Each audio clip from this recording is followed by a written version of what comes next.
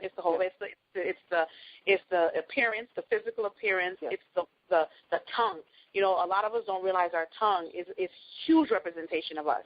So be careful what you say. You know, if you're constantly using profanity, 9 times out of 10, you know, that's going to be used in a relationship. If you go in a relationship with respect, then you're going to 9 times out of 10 end with respect. So again, if you know what you want, recognize it, and then go from there. So that's a definite. I agree. I so agree with you. Now, I know we've talked about, you know, basically making sure intimately your partner is the right fit. I know we talked about making sure that friendship is a component in that marriage, to make sure that that's one item that you definitely have there. I know we just talked about being who you want your mate to be. You know, representing yourself in a way. You know, if you're give to your husband or your wife the gift that you would want to receive. So let me ask you this, and we're not saying that you will be doing this all over again, but for those that are single out there, if you were going to do it over again, what would you do differently going in? What would I do differently? First of all, I would make sure that I have a handle on my career first. I would make sure I'm where I want to be career-wise, financially, before taking that plunge. Mm-hmm. I think that's a major step. You at least have your goals set out, have something that you're working on. Mm-hmm. If you have something in gear, don't let anyone come and change it. Make sure you know, but make sure that you can take care of you no matter what situation. That would be my first thing. Secondly, just having more of a spiritual foundation set up. Mm-hmm. Both of us are of the same religion and practice the same religion. But yet still, that's usually not enough, even though you're in that religion and practice it. But being sincere about the whole thing and not just having a form of worship, but you know, being there, body, mind, and soul. Right. And those are the two main things that that is a big issue for me that I would look to change. Mm-hmm. Spiritual, those are good points. And financial. And career. Yeah, everything else is, you know, it's workable. It'll fall into place. Yes, it definitely would be. I mean, you would also need to have the attraction and everything else there. Right. I'm assuming that all of that would have been in place already. Right. If you're looking to get married, that all of that would be there, but the spiritual and the financial, yes, is definitely key. And I agree with you. Spirituality and, you know, and your finances, boy, I mean, that can really tear a family apart. Yeah. So, if, you know, listeners, definitely you want to make sure that you're both in tune with each other when it comes to that you both have the same financial goals. You don't want to be with somebody who's very exactly. And the reason why I touched on the financial goal first is because you don't want to be with someone who is perfectly comfortable being in a shack, and here you want to be in a mansion. Then that means you both have different financial goals. You know, go ahead. Sorry, that means him wanting to be in the shack and you wanting to be in the mansion means that you're going to be overworking yourself. Right. By yourself. Right. To get that mansion for both of you to enjoy. Right. How ridiculous does that sound? Definitely. But you know what? A lot of us do it, especially our women out there. We've fought for independence for so long, and then we think that, I'm going to be independent. And for us, independence is working hard. Independency is overrated. I'm not saying don't be independent, ladies. I mean, it's all well and good. I don't know how many of you have seen the movie Said Something Wife. What is the movie again? Donda. Said Something Wife. That farm wife something, where they had this community out in the suburbs, and this lady started it. She was some brain surgeon, and she ended up killing somebody on the table accidentally, of course, and she ended up losing her license and whatever else. And because she used to work so hard and so overstressed, she decided that she was going to start up this community where women are back. She wanted to go back in the 50s, where women were adorned and they were admired. They were, they're just in chiffon, and they dressed up in heels doing laundry and cooking, and the husband come from work, and then they gone to the club houses and doing the cigar and the smoking. And she wanted that so badly. She created that community. And at the end, when it all fell apart in her face, someone asked her, well, why did you do this? And she said, because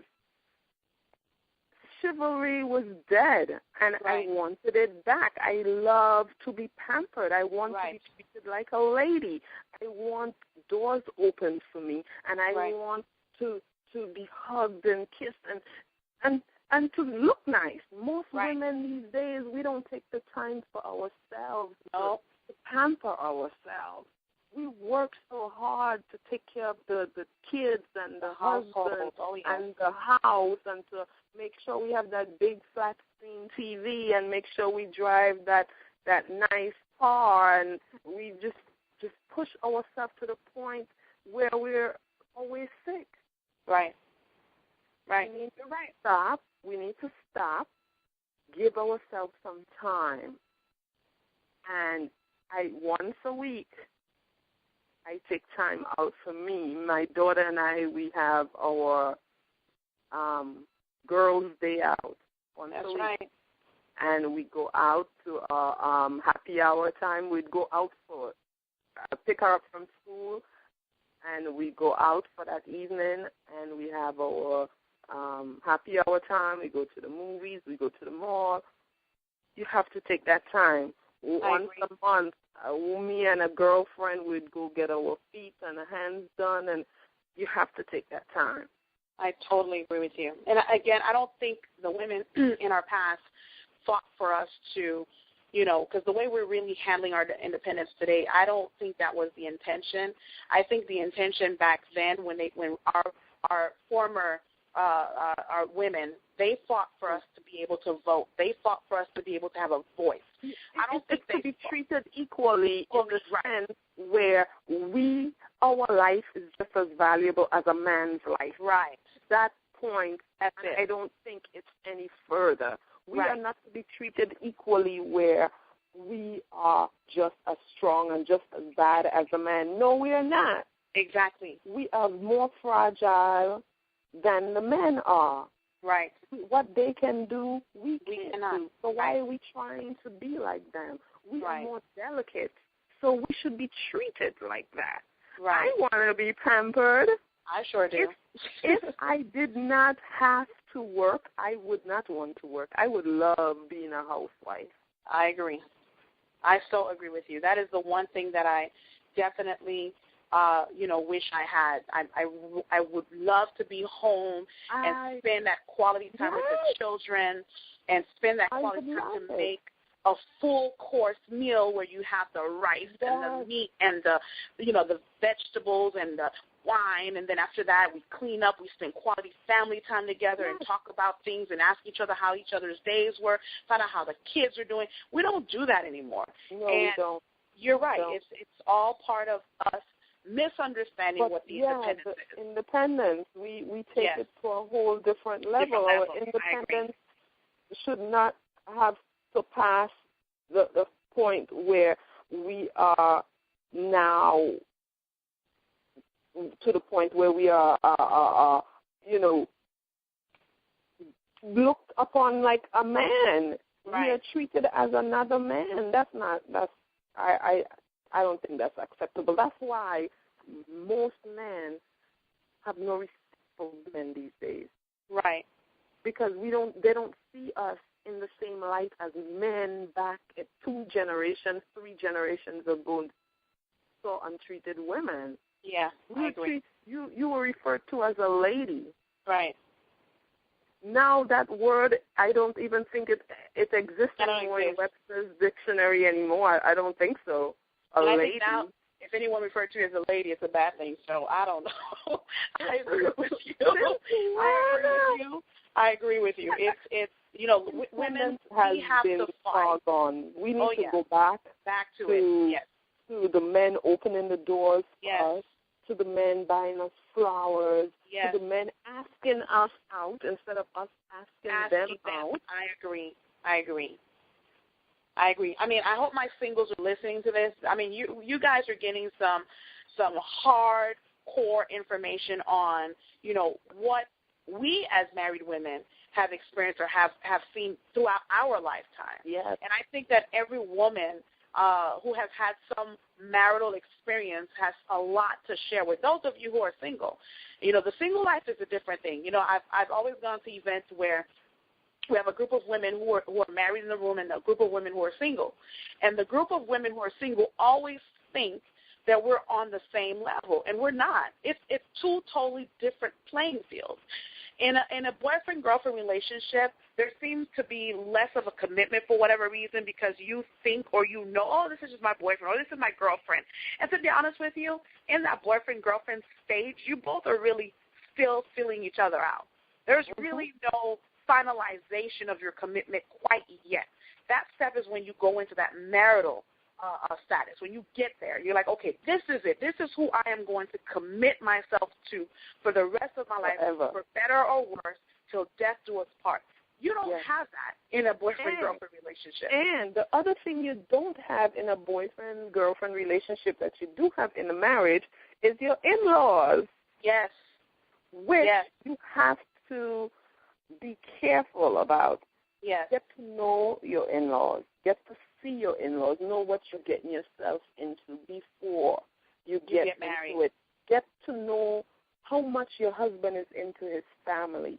Yes. Before you get into it. Because you may be a family person. Yes. And your husband is not. His not, family right. is not anything like your family. And then you feel trapped. You feel, I'm not saying don't marry this person because of his family, but I'm saying be aware of it. So it's not a slap in your face once you are married and, I can't deal with him anymore. I can't deal with his family, so I'm going to divorce him. Nonsense. Find out prior to. And I do a lot of family gatherings. Yes. Well, see, you and I have different views on that because although you say I wouldn't say don't marry the person because of that, I would say don't. Because, again, based on what you and I, we've talked about tonight, it's important for you to make sure you have a list of things that are an absolute must. Because, believe it or not, when you settle, depending on how much of a moral issue or of how much of the value, because it boils really down to your value. If that is a value of yours, if you are a family person and your husband is not, 9 times out of 10 that is going to cause some problem in the relationship. So you really want to make sure. And I'm not saying don't marry the person, but you want to make sure that is something that because you know what, we all, again, walk different paths before we grow.